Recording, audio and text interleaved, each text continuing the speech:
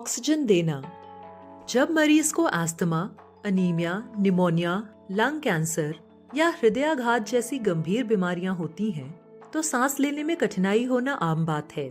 ऐसे में जब शरीर को पर्याप्त ऑक्सीजन नहीं मिल पाती, तो डॉक्टर अतिरिक्त ऑक्सीजन देने की सलाह देते हैं। ऑक्सीजन देने का यह उपाय मरीज को तुरंत राहत देता है और शरीर में ऑक्सीजन के स्तर को सामान्य बनाए रखने में मदद करता है। ऑक्सीजन देने की इस प्रक्रिया को ऑक्सीजन एडमिनिस्ट्रेशन कहा जाता है, जिसे कभी कभी ऑक्सीजन थेरेपी भी कहते हैं। ऑक्सीजन देने का उद्देश्य मरीज को सांस लेने में होने वाली कठिनाई को दूर करना और शरीर में ऑक्सीजन स्तर को सामान्य रखना होता है। आइए अब हम जानते हैं हमें ऑक्सीजन देने के लिए किन किन चीजों की आवश्यकता पड़ेगी। मास्क, ऑक्सीजन सिलेंडर या ऑक्सीजन कॉन्सेंट्रेटर। आइए अब जानते हैं कि ऑक्सीजन देने की प्रक्रिया को किस तरह से किया जाता है। मरीज के पास जाने से पहले अपने हाथों को अच्छे से धो लें। इसके बाद मरीज को ऑक्सीजन देने से पहले पल्स ऑक्सीमीटर से ऑक्सीजन स्तर की जांच करें। मरीज को प्रक्रिया के बारे में बताएं और उसकी सहमति मांगें। जब ऑक्सीजन सिलेंडर के ह्यूमिडिफायर में पानी भरें, तो यह सुनिश्चित कर लें कि पानी अधिकतम सीमा के निशान से नीचे ही रहे, क्योंकि मरीज को कभी भी सूखी या ड्राई ऑक्सीजन नहीं दी जानी चाहिए।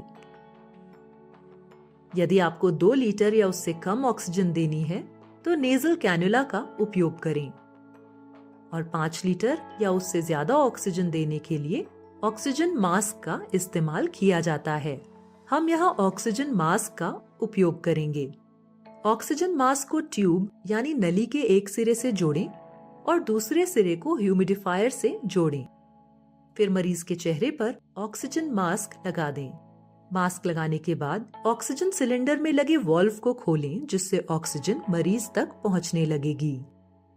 और मरीज के बिस्तर को 30 या 45 अंश तक उठाएं, ताकि ऑक्सीजन मरीज तक आसानी से पहुंचे। मरीज को ऑक्सीजन देने के बाद पल्स ऑक्सीमीटर से ऑक्सीजन का स्तर जांच लें। जब ऑक्सीजन की आवश्यकता पूरी हो जाए, तब मास्क हटा दें और इसे अच्छी तरह से साफ करके रखें।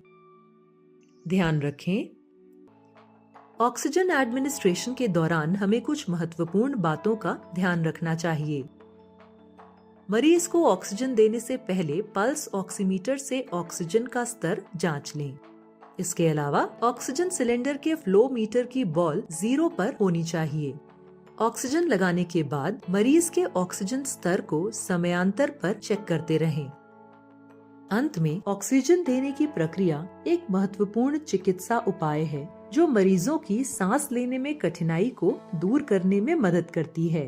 उचित उपकरण और सही प्रक्रिया का पालन करके हम मरीजों को बेहतर उपचार प्रदान कर सकते हैं और उनके स्वास्थ्य में सुधार कर सकते हैं।